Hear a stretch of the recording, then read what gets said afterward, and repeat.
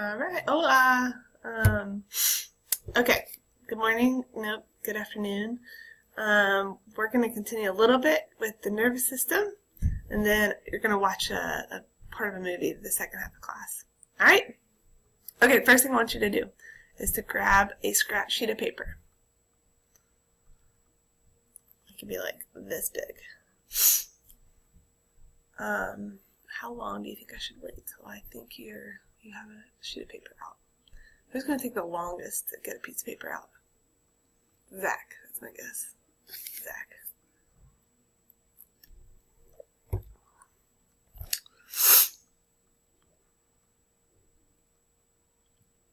Okay.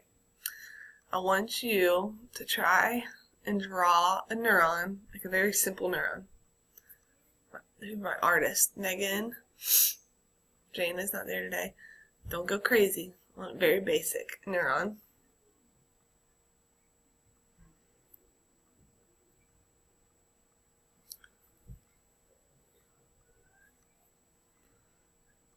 It's fine. I just sit here and wait while you guys do this.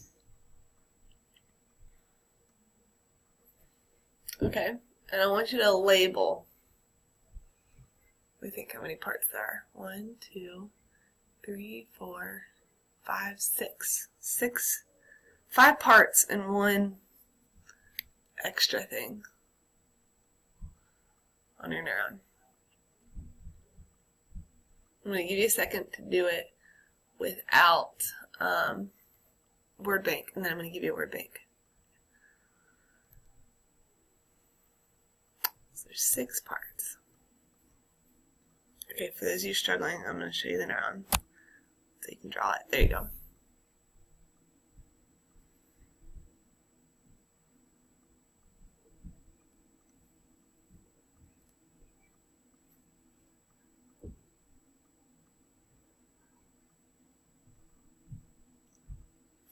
So there's 1 part, 2 parts,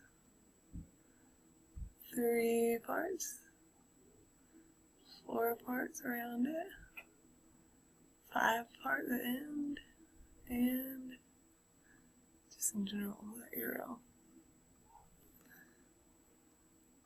Alright, ready? I'm going to give you a word bank. You're always welcome to pause me, by the way, if you need to catch up. Okay, ready? First word, myelin sheath. Myelin sheath. By the way, you can't use your notes for this. Myelin sheath. Second word, cell body or soma. Cell body or soma.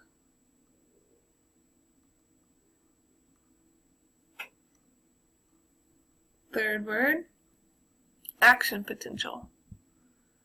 Action potential.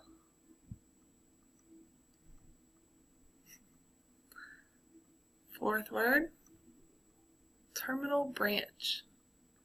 Terminal branch.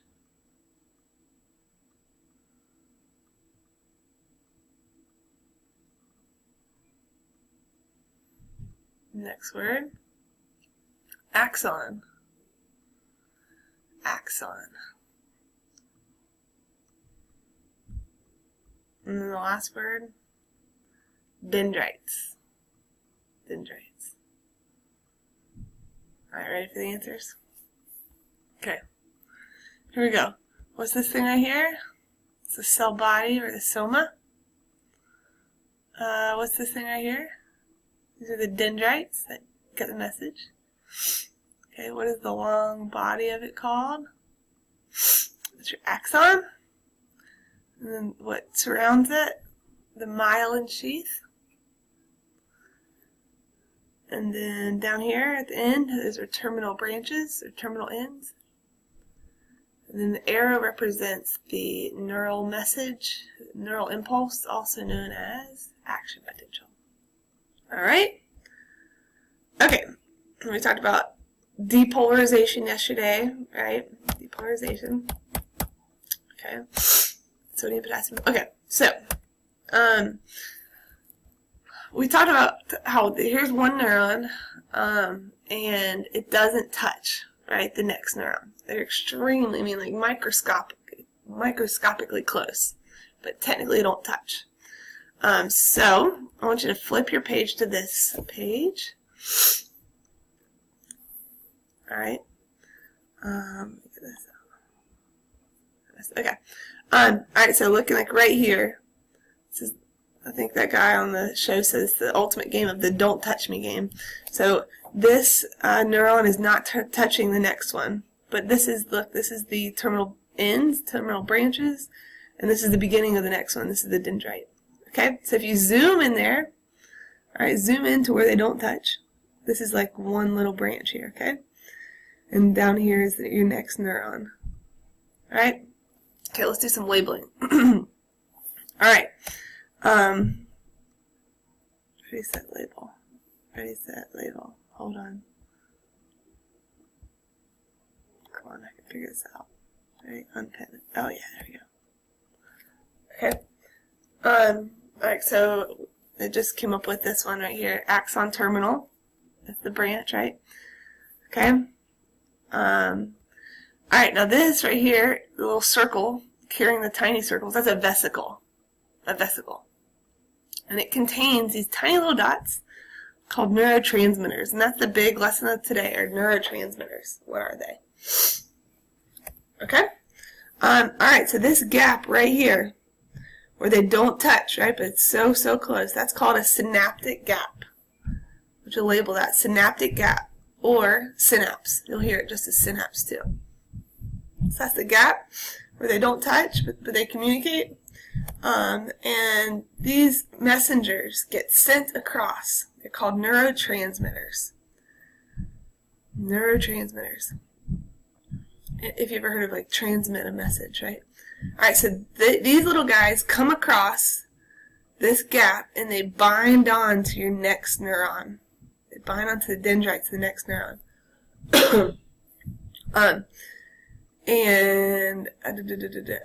They have some chemical. So if you're putting your hand down and it's like, oh, this is hot, right? That message is getting sent all the way up your arm to your brain. So everywhere where the neurons don't communicate, don't touch, that message of, oh, this is hot, move your hand, is getting passed across in those neurotransmitters. And a chemical messenger.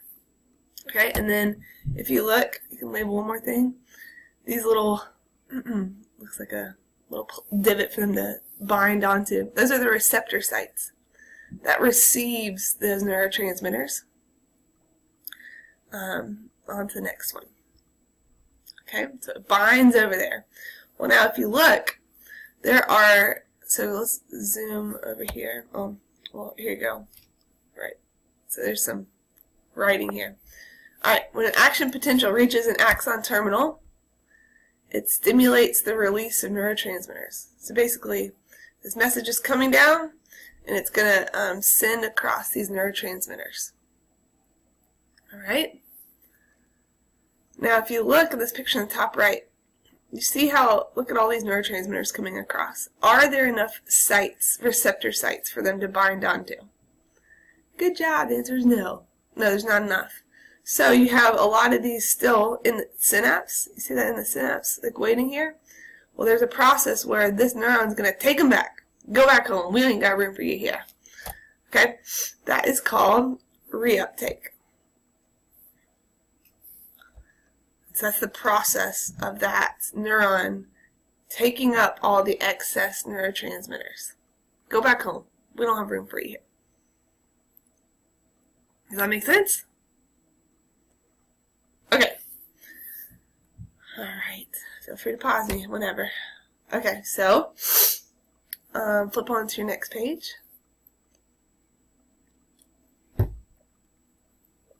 It's sciencey, isn't it? Okay. So it's pretty crazy. These things are minuscule, so tiny, and yet they cause us to do so many things.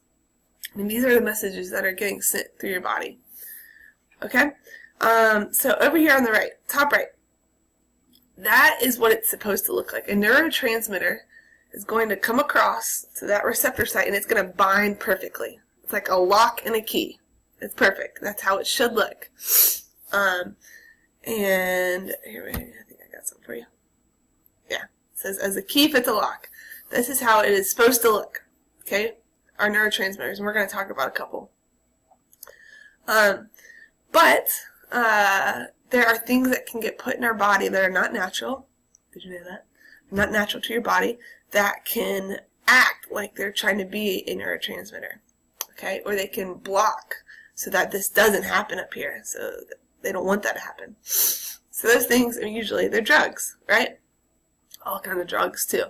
Like medical drugs, and then you've got recreational drugs.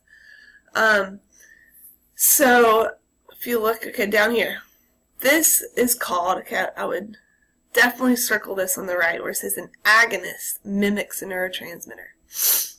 This is an agonist. Okay, the agonist molecule. And if you look in this picture, it is basically, it's mimicking. Is it a perfect fit like above? No, it's not a perfect fit. But it is close enough to where your body thinks that it is a neurotransmitter and it accepts it. Okay? And so I put it, I want you to write over here, this mimics its effects. So for example, I want you to actually circle this word right here, endorphins.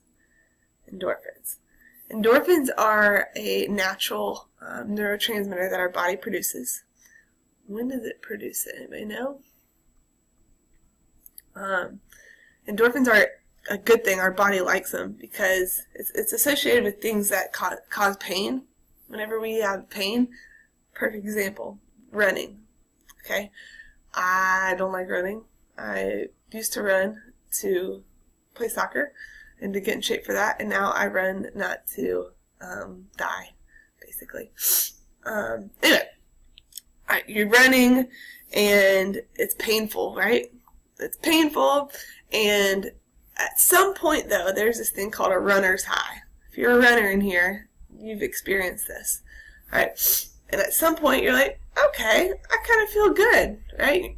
And your body releases these things called endorphins that basically are natural pain relievers. You feel good. They call it a runner's high in cross country. Maybe it's like the first 5-10 minutes are rough, and then they feel good. They're in their stride, and they could run for like an hour longer.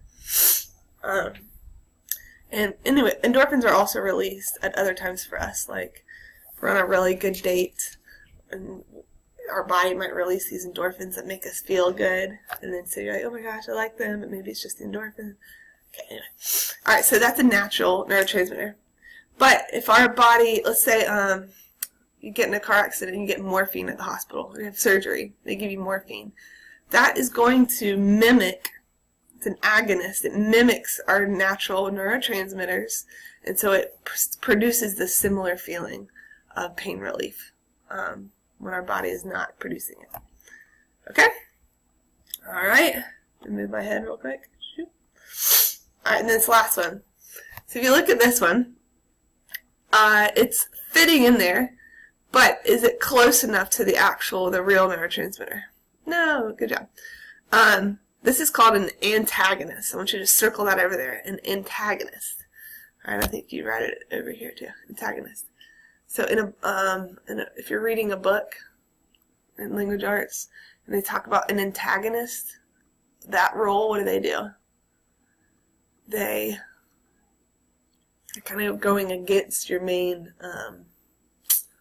Miss Latoya, don't kill me, your main person, your heroine, sure, your hero. The antagonist might go against them, right? Similar thing, right? This is kind of going against like your normal body. But it does fit in there, but it does not mimic the actual neurotransmitter. It actually blocks it. So its whole purpose in there is like, I'm not letting you get there. I'm not letting you get there. I'm boxing you out, right? I'm not letting you get there. So that's an antagonist. Excuse me. And then it says, yeah, it blocks it. So, for example, I think your book talks about this, like poison that some tribe puts on their arrows, and they'll shoot it at a deer, and a deer will, this poison will bind into these sites, and will not allow the muscles to move like they normally would move because of that neurotransmitter is missing. Okay?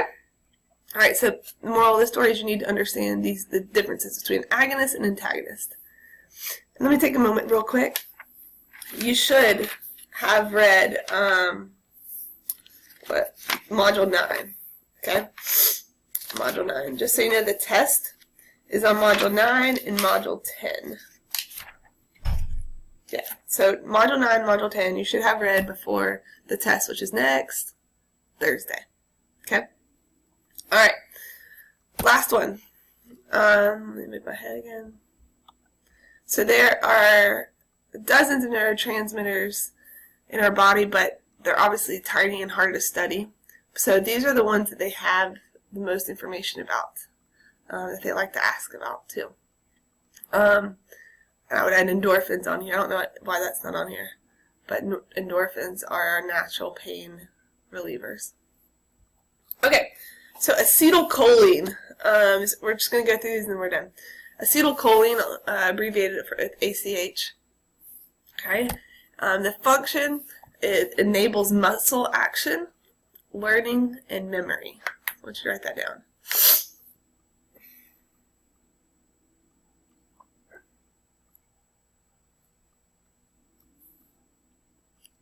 Okay, and if you look on the right, these are what they found are usually linked to problems with these neurotransmitters.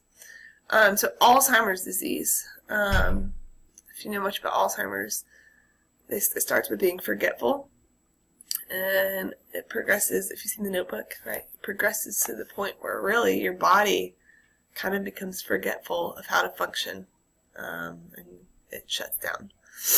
Okay, so Alzheimer's is related to this. If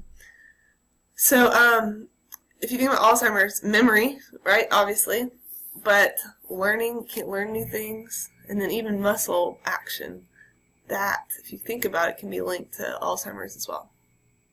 Okay, next, dopamine. Alright, dopamine influences movement, learning, attention, and emotion.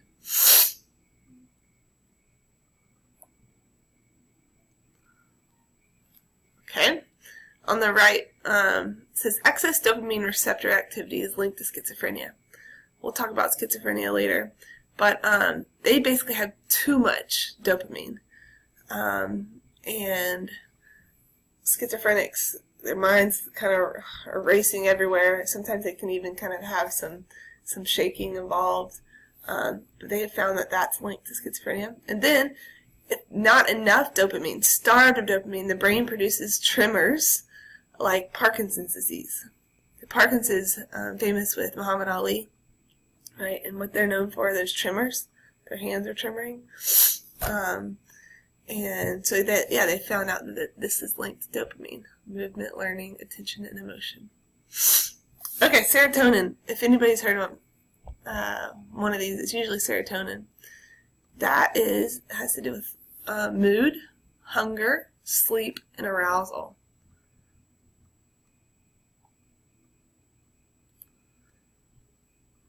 Alright, and on the right it says undersupply. If you do not have enough serotonin, it's linked to depression. And Prozac is one of the medicines that can basically raise serotonin levels. Okay, so if you think about depression, it says affects mood, definitely. Affects hunger. Does depression affect hunger? Yeah, don't want to eat, right? Sleep? Yeah, they want to sleep all the time, right? Very low arousal level for that last one. Norepinephrine. This is alertness and arousal. Undersupply can depress mood. Have you heard of an EpiPen? Which is, an EpiPen is related to this neurotransmitter. It's basically, we have a hormone called adrenaline that you know of. This is kind of the neurotransmitter equal. Alertness and arousal. Which makes sense with adrenaline, right? Because you pumped up, alert, aroused. Alright, GABA. a major inhibitory neurotransmitter. Inhibitory basically says, slow down, we need to slow down our body, we need to stop things. An undersupply is linked to seizures, tremors, and insomnia. Alright, and then the last one. Glutamate is a major excitatory neurotransmitter that excites the body, excites through messages, and it's involved in memory. So, sorry, I'll let you write.